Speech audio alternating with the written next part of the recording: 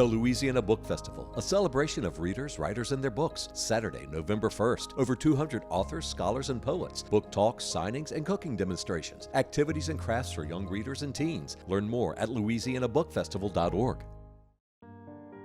Independent, locally owned New Orleans bookstore Octavia Books offers author events, book signings, and hand-picked books for all ages. OctaviaBooks.com. Criollo Restaurant offers a culinary adventure prepared by a tiny animated French chef. A 5-course dinner experience comes to life at each place setting using projection mapping. Located in the historic Hotel Monteleone.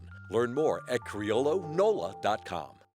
This program is brought to you in part by the Eugenie and Joseph Jones Family Foundation, a local foundation proud to support education, the arts, and culture in the greater New Orleans area. Support for this program comes from the Gail and Tom Benson Charitable Foundation, committed to funding educational causes.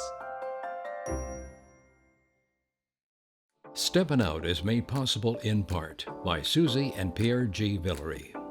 Whether it's the latest museum exhibit, the newest restaurant, or the current hot play, we appreciate the weekly updates on the arts, music, and entertainment. Let's step out.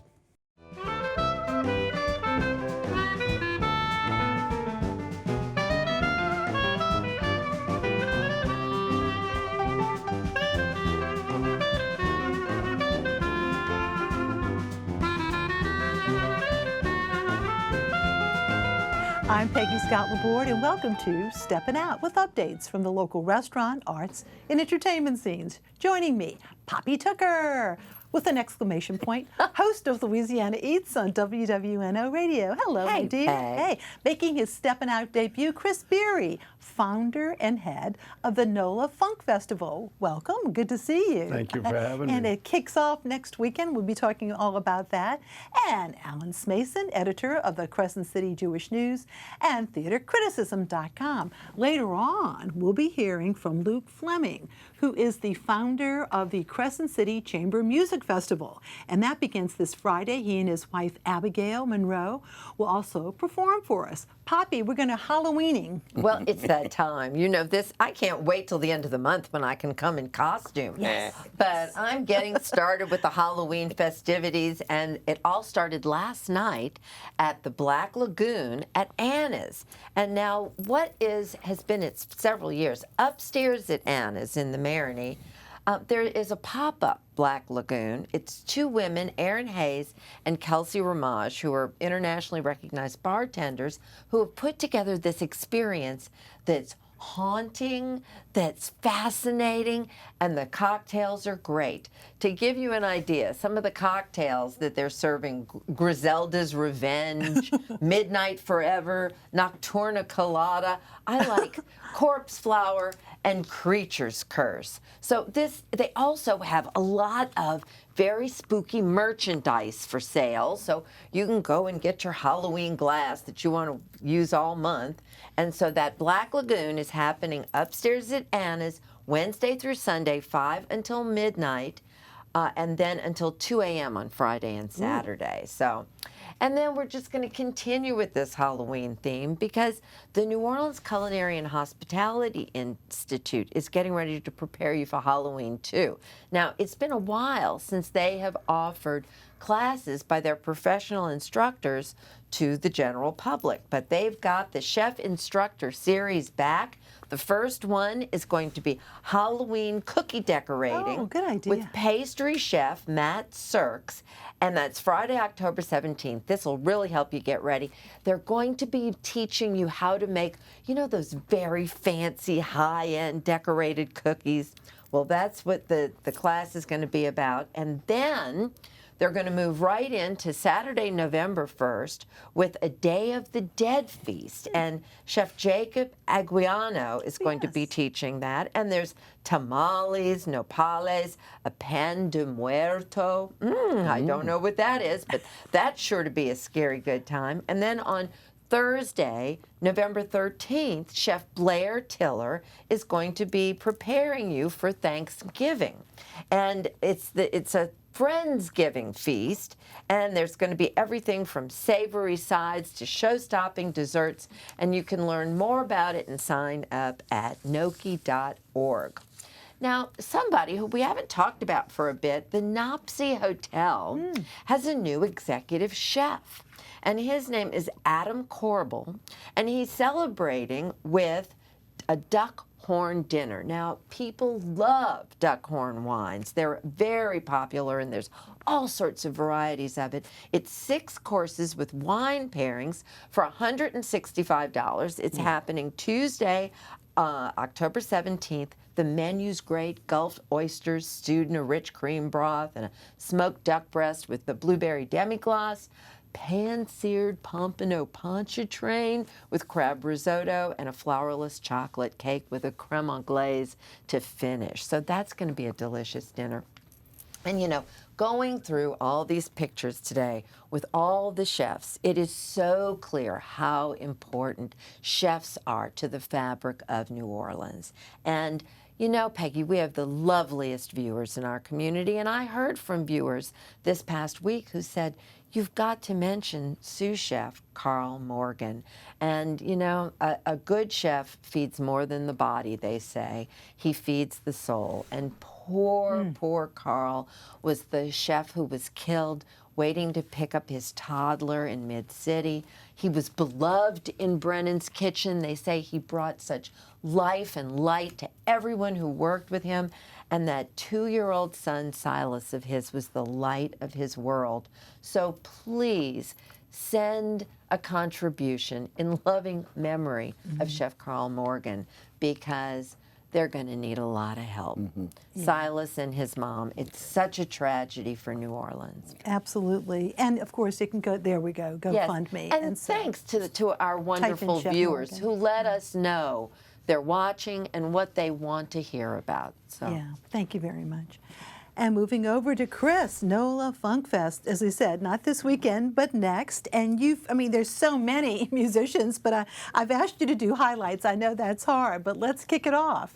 Sure. On Friday night, our headliner is Dumpster Funk, does Sly Stone. There's been recently a Sly Stone documentary, and of course Sly passed away after we had the show announced. Dumpster Funk does a few Sly and the Family Stone songs. And Ivan Neville, huh? Ivan Neville's Dumpster Funk. They've agreed to curate a whole show based on that. Wow. So we're very excited about that show. Now, we should say where this is. This is going to be at Spanish Plaza this time. Yes. And the AOS stage, that's obviously right within that space. Yes. Right by the river. That's right. All right, and then you've got now Stanton Moore. That's right. Galactic is going to be playing on Sunday, and as a special treat, the ladies that have played with Galactic over the years, from Maggie Corner to Erica Falls, Jelly, who's their current singer right now, and also Irma Thomas will be performing with Galactic at that show. It's quite a unique opportunity to see Galactic in its different iterations. And then George Porter, you got two. Yeah, George Porter's playing 3 different shows at the Funk Fest. You can't have Funk Fest without George Porter there every day in some facet. But the Funky Meters 2.0 is one of the shows I'm looking forward to the most. For 25 years, the Funky Meters were a force in this city. Brian Stoltz on guitar, George Porter Jr. on bass, of course Art Neville and Russell Baptiste, both of whom were passed away at this point. Their spots will be taken by some great musicians, and there'll be a few added to that Funky Meters 2.0. It should be a fantastic show. Now, once again, October 17th through 19th, Spanish Plaza. Now, this festival, of course, I know is very near and dear to your heart, but there's a connection to yet another project, too. Let's talk about that. That's right. The Louisiana Music and Heritage Experience is a developing museum to tell the story of Louisiana music from Congo Square until today. 120,000 square feet, across the street from the Convention Center, on par with the Rock and Roll Hall of Fame or the Country Music Hall of Fame. And I believe we have a schematic of that. Also, that website really does show you what the plans are. Not only can you see the plans, but you can see our first Funk Fest in '23. We had a Fats Domino and Dave Bartholomew exhibit. You can go through a virtual version of that exhibit to get an idea of why we're not a museum, we're an experience, because technology is going to be such that you'll be able to have real personal experiences with people. And to give you just an idea, you see the back of the convention center, and we're talking about something that's right behind it, isn't it? That's it. That's the end of the convention center on Henderson, where the street dead ends right now. The Shell building is being built right across the street from there right now. Wow, wow.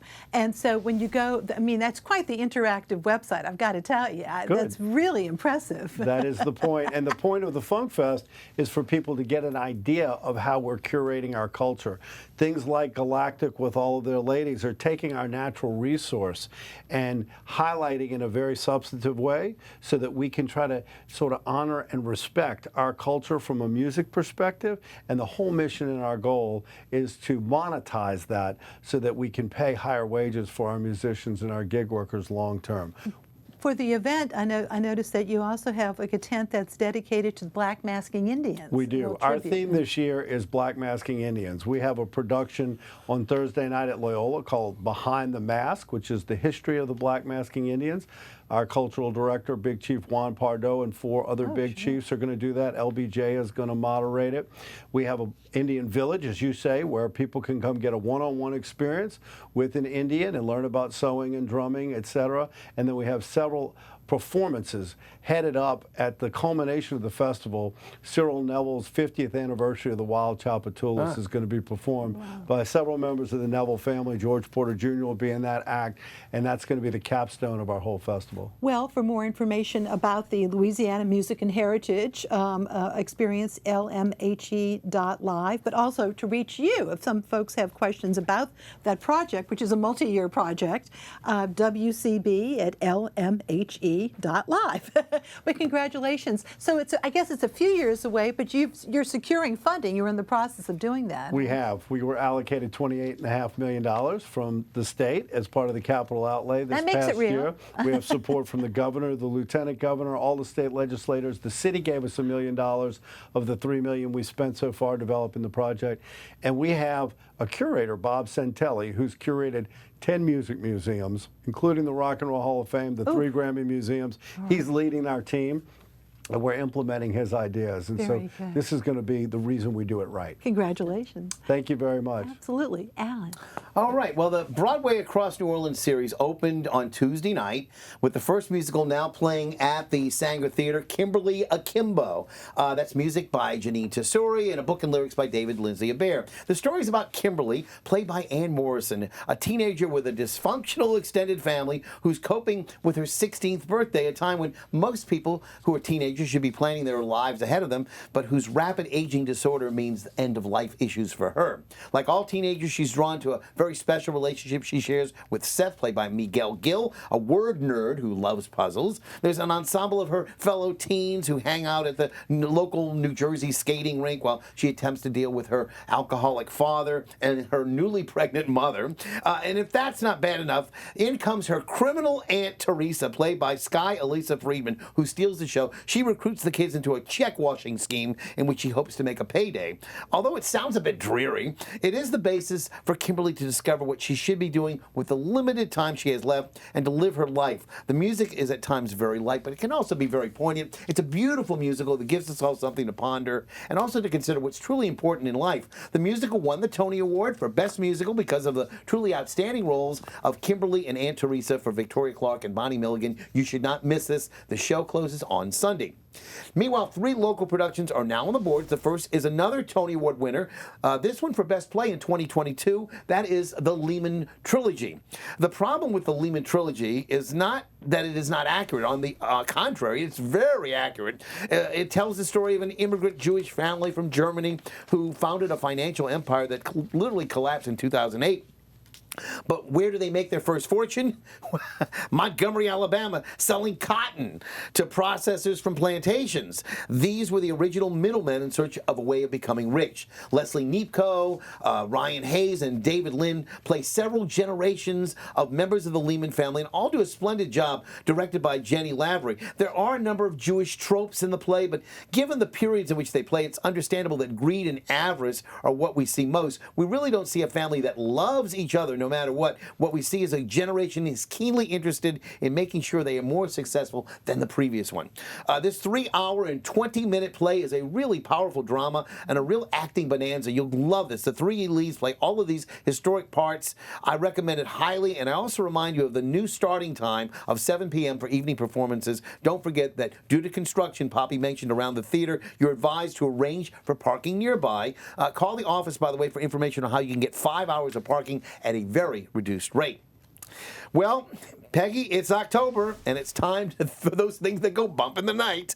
The NOLA project has gone back to its laboratory, and with its mad writer, Pete McElligott, they've come up with a wonderful edition for the holiday that will bring you more chuckles than screams. Michael Aaron Santos plays as the creature in this fantastic and funny foray into Gothic horror Frankenstein with a comic twist. It's all quite cleverly directed in an outdoor covered theater setting by Leslie Clavery. Leslie's husband, Keith Clavery, there plays Victor Frankenstein, who's assisted by a quartet of others, including Jolina Christina, who plays Katerina, and Kristen Witt, who plays Joanna. Also assisting the mad scientist is Captain Walton, played by Matthew Thompson there, who's a perfect comic foil for Keith's Dr. Frankenstein. The brilliant James Bartell plays Salt, while Noah Hazard is part of the quartet of people who add to the creature's physical makeup.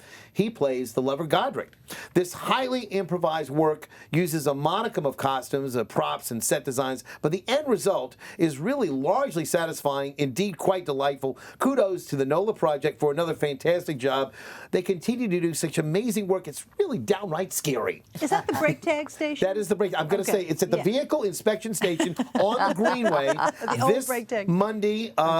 It'll also be playing through the weekend, and then of course next Thursday and Friday. So Thursday, Friday, Saturday, Sunday. You'll be able to see it this weekend, and then of course next Friday, Thursday and Friday. Now, the last new show that I'm going to mention is for lovers of theater, and it may bring out for them the most curious mix of love of performance and the stage. I'm talking about Exhausted Paint, The Death of Van Gogh by Justin Maxwell. This was written more than 15 years ago. It's an astounding piece of theater. It involves a beginning and an ending, and then scripted portions that are determined by spinning a wheel, literally, at each performance by the lone actor on stage. So no one performance is exactly the same. They're all different.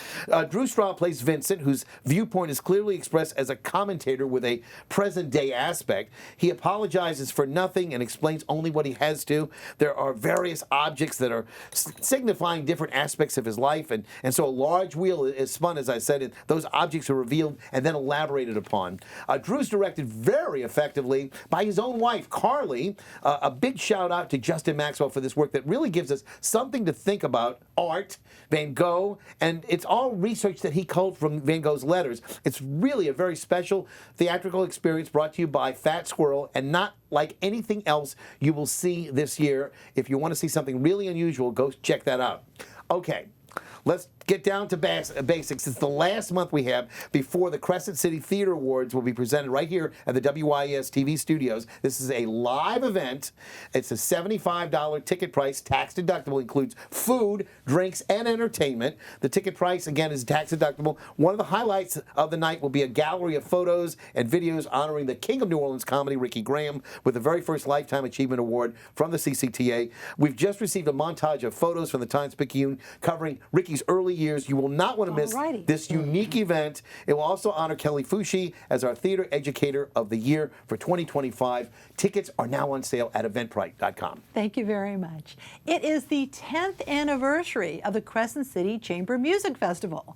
And here's the festival founder and artistic director, Luke Fleming, with his wife, cellist Abigail Monroe, to give us a sneak preview and perform. Such good news that this festival is celebrating 10 years. I know, it's crazy, right? Thank you for having us back. Oh, of course. Yeah. And concerts, free concerts, you keep increasing the number.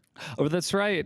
We started out with just with 3 concerts over the course of 5 days, pretty small, and in 10 years now we're at 7 concerts over the course of the better part of 2 weeks. We start on Friday night at Trinity Episcopal Church. We're collaborating with the music director at that church and his choir, the Crew de Voix, to bring Vivaldi's Gloria. It's a massive production and this great piece by Mozart as well. And then we're at various venues throughout the course of the 2 weeks of the festival. We have a jazz duo accompanied by classical instruments. We have a concert at a brewery, and then we wrap things up at Rain Memorial United Methodist Church with the Escher String Quartet. That's very impressive as well. Yeah, absolutely.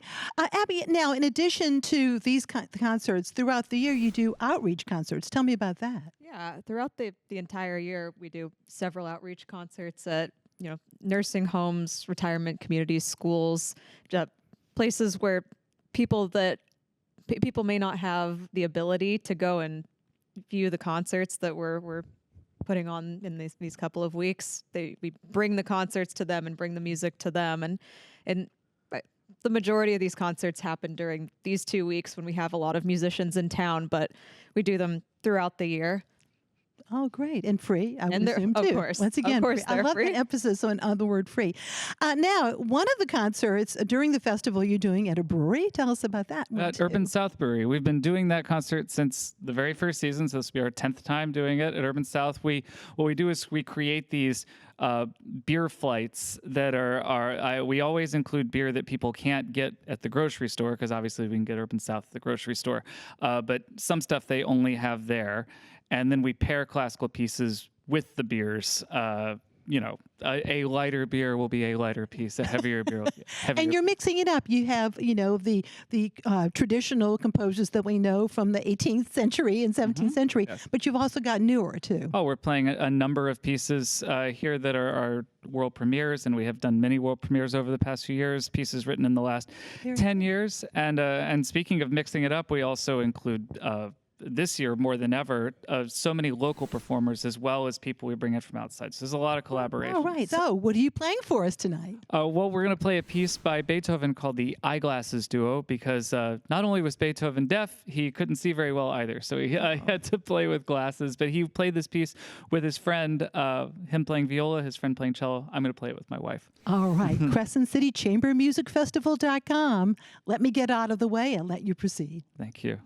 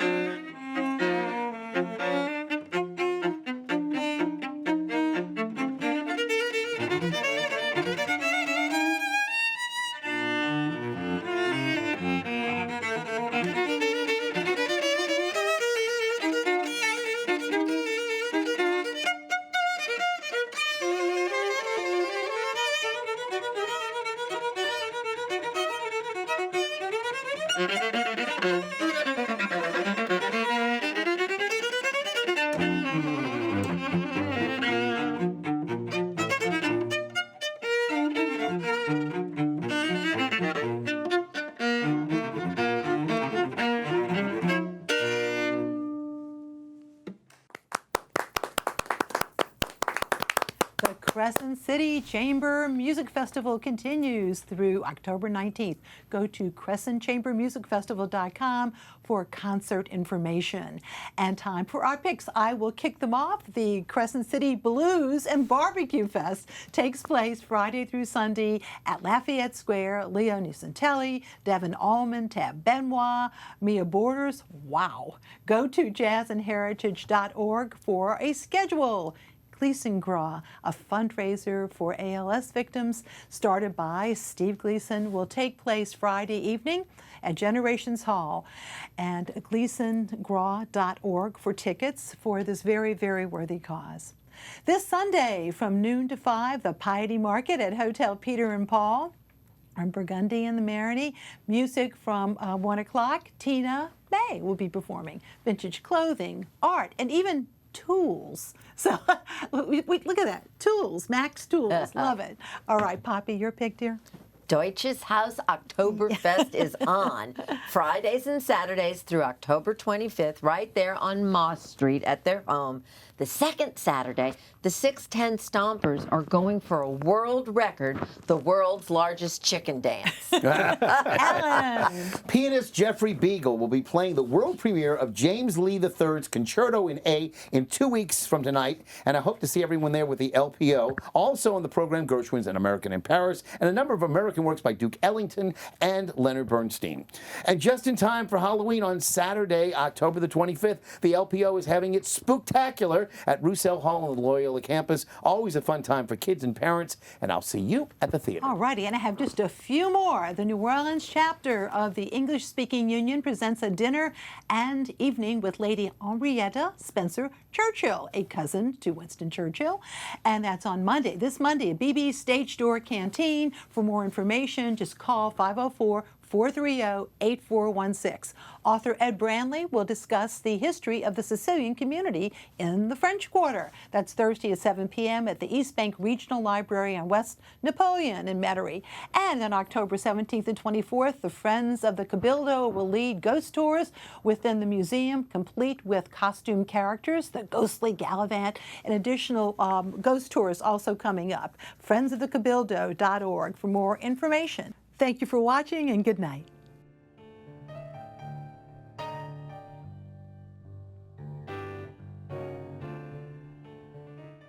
Programming on WYES is made possible in part by Susie and Pierre G. Villery. From Masterpiece to Nova, Antiques Roadshow to Agatha Christie. And of course, Steppin Out and Informed Sources. We are pleased to support public television. It's been our passion. For a lifetime.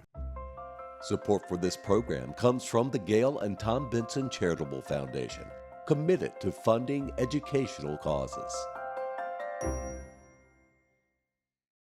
Criollo Restaurant offers a culinary adventure prepared by a tiny animated French chef. A 5-course dinner experience comes to life at each place setting using projection mapping. Located in the historic Hotel Monteleone. Learn more at criollonola.com. This program is brought to you in part by the Eugenie and Joseph Jones Family Foundation, a local foundation proud to support education, the arts, and culture in the greater New Orleans area. Independent, locally owned New Orleans bookstore Octavia Books offers author events, book signings, and hand-picked books for all ages. OctaviaBooks.com. The Louisiana Book Festival, a celebration of readers, writers, and their books. Saturday, November 1st. Over 200 authors, scholars, and poets. Book talks, signings, and cooking demonstrations. Activities and crafts for young readers and teens. Learn more at louisianabookfestival.org.